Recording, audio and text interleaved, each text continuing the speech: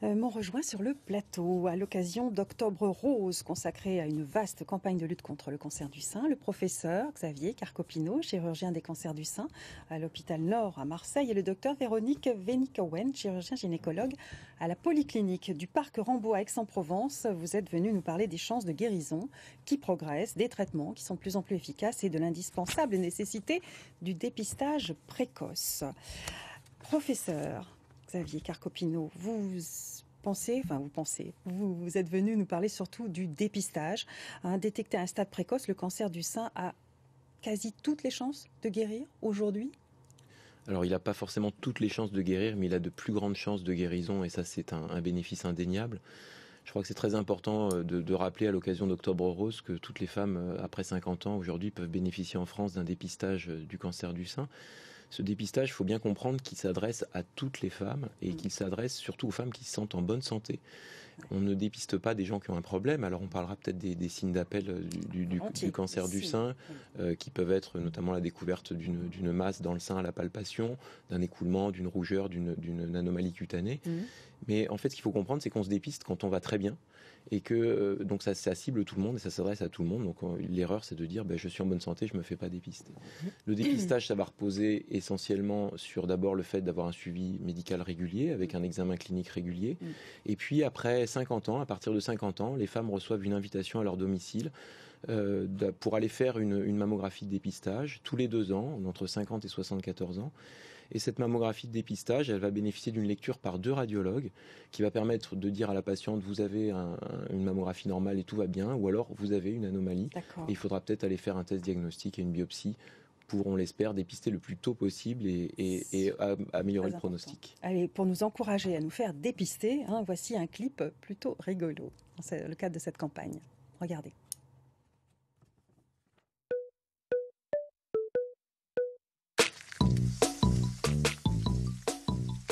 Plat,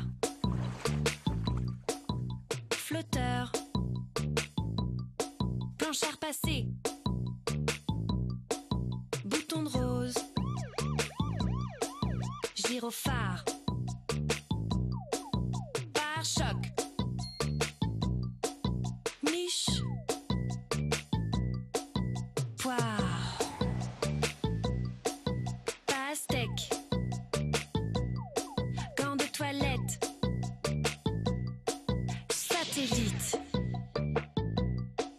Nos seins sont ce qu'ils sont, mais au moins ils ont un nom.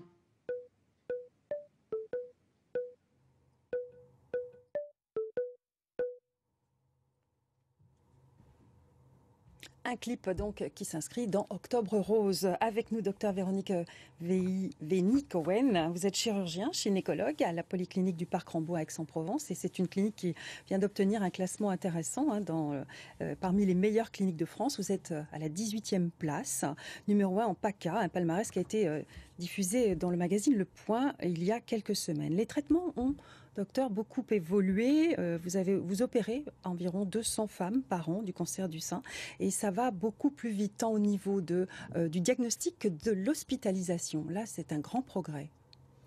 Alors oui, c'est vrai, pour revenir déjà sur le classement, j'ai la chance de travailler dans un établissement, la polyclinique du Parc Rambaud, qui a toujours permis aux praticiens d'accéder aux techniques innovantes. Et ça, c'est extrêmement important. On a eu très tôt le robot.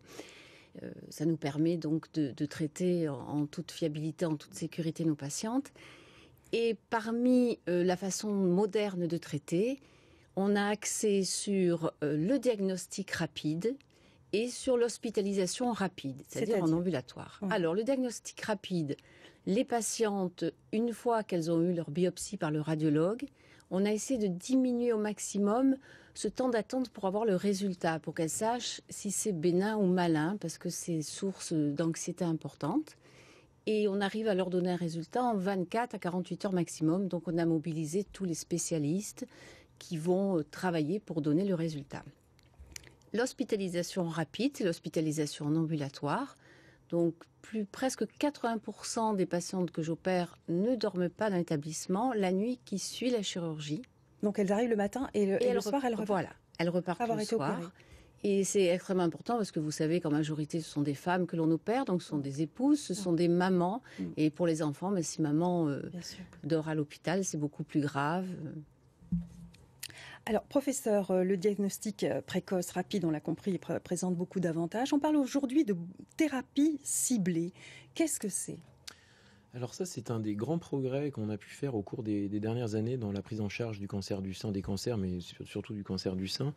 Parce que quand on parle de cancer, c'est un terme générique qui désigne en fait des entités très différentes. Et dans le mot cancer du sein, on a des maladies très différentes. On a vu le clip qui montrait des femmes avec des seins très différents, mais le cancer, c'est la même chose. Ouais. Donc on ne va pas traiter un cancer, on va traiter de façon ciblée le cancer de la patiente. Et la thérapie ciblée, c'est pouvoir caractériser d'abord la maladie de façon la plus précise possible, pour pouvoir adapter les thérapeutiques et pouvoir, pour certaines patientes, bénéficier de thérapeutiques ciblées aux caractéristiques du cancer, permettant d'améliorer leur pronostic. Et moins agressive ?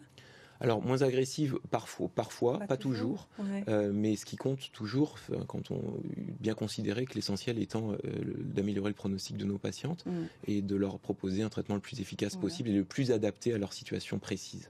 La chimiothérapie est parfois nécessaire, mais pas toujours. Et donc, vous avez, docteur Veny-Cohen, eu un nouvel examen, ça c'est nouveau aussi, qui s'appelle l'Oncotype. En quelques mots, qu'est-ce que c'est ? Alors effectivement, ces dernières années, on a peut-être traité beaucoup de patientes. Il y a au moins une partie des patientes pour lesquelles on ne sait pas si la chimiothérapie va être vraiment efficace. Alors ce test Oncotype, donc c'est le nom Oncotype, mais il y a d'autres tests de signature moléculaire qui va étudier 21 gènes de la tumeur cancéreuse et qui va permettre de prédire si la chimiothérapie va vraiment être importante pour cette partie des patientes. Ça ne s'adresse pas à toutes les patientes. Et en faisant ce test, alors on a obtenu depuis 2 ans la gratuité de ce test. Alors maintenant, il est remboursé depuis le mois d'avril. Et les patientes de la France entière pouvaient en bénéficier. Les patientes qui ont eu ce test, pratiquement 1 sur 2 n'ont pas eu à subir la chimiothérapie. Je dis à subir parce que c'est vrai qu'il y a beaucoup d'effets secondaires, on le sait. D'accord, très bien. La chirurgie, alors, est-ce qu'elle reste encore le moyen le plus efficace, professeur, pour... Alors, le moyen le plus efficace, je ne ferai pas ce raccourci-là, parce qu'encore une fois, on va parler des différents types de cancers, mais en tout cas, ça reste le socle de départ du traitement. Donc, il est évident, et ça, je pense que tout le monde le comprendra, que quand on a un cancer, on va commencer par enlever le cancer à proprement parler, et c'est la chirurgie qui va faire ce travail. Ce qu'il faut comprendre, c'est qu'on a fait d'énormes progrès en termes de satisfaction et de réduction de morbidité de cette chirurgie, puisqu'aujourd'hui, on arrive à faire des traitements conservateurs avec des résultats esthétiques qui sont tout à fait satisfaisants, même parfois impressionnants. C'est plus mutilant comme avant ? Non, ça n'est plus mutilant comme avant. Et ce qu'il faut comprendre, c'est que c'est toujours une grande préoccupation pour le chirurgien de préserver au maximum la silhouette et la féminité de ces femmes, bien entendu. Alors, dans le cadre de Octobre Rose, vous avez mis en place au sein de votre clinique, Dr Veny-Cohen, des repas de chefs. Vous avez fait appel, c'est une belle initiative, à des chefs étoilés qui viennent servir un très bon repas aux femmes opérées. Oui, effectivement, parce qu'Octobre Rose, c'est la prévention, le dépistage, mais c'est aussi le bien-être des patientes. Donc l'année dernière, quand l'établissement m'a demandé quelle action je voulais faire, j'ai demandé à Jean-Marc Banzo, le chef doublement étoilé d'Aix-en-Provence, s'il accepterait de fédérer d'autres chefs pour venir proposer aux patientes opérées d'un cancer du sein. Elles se voient servir le soir de l'intervention, donc avant de partir, un repas préparé dans l'établissement par un chef étoilé. Et c'est un moment de plaisir, très humain, de plaisir. Il ne faut pas oublier Hippocrate qui disait que l'aliment soit ton premier médicament. Très bien, c'est une belle idée, parce que la vie après le cancer, professeur, c'est presque le plus compliqué. On se retrouve seul, j'imagine. Mais c'est souvent l'étape qu'on va oublier, parce qu'on va se focaliser sur le traitement, on va avoir un traitement ciblé, optimisé, réduire la morbidité, puis après un jour on se retrouve, le traitement est terminé, et la vie continue. Et on n'est plus accompagné ? Et alors, si, bien sûr, on est accompagné, mais je crois qu'on a eu des témoignages au préalable qui étaient, à mon avis, très importants, et c'est un message d'espoir pour toutes les femmes. C'est une maladie qui se soigne bien, on peut reprendre une vie, on peut même parfois continuer à travailler. C'était le cas dans le témoignage précédent. Et je crois que c'est important aussi de souligner l'importance de continuer cette activité, de continuer à avoir une activité physique. Et aujourd'hui, on a des associations comme par exemple Sport et Cancer qui incitent les patientes à avoir une activité physique. Et on sait que tout ça, c'est important parce que ça améliore le pronostic. Et c'est des choses qu'aujourd'hui qu'on sait. Donc c'est un message d'espoir pour toutes ces femmes. Quand on a eu un cancer du sein, la vie continue et la vie continue avec du sport, avec une vie qu'on espère la plus complète et la plus active possible. Merci beaucoup à tous les deux pour ce témoignage d'espoir. Si le cancer du sein demeure le plus meurtrier, je ne sais pas si vous allez me contredire, plus de 12 000 décès par an quand même. Oui, c'est à peu c'est près ça. Donc il faut se faire dépister, si j'ai bien compris ce que vous m'avez dit aujourd'hui.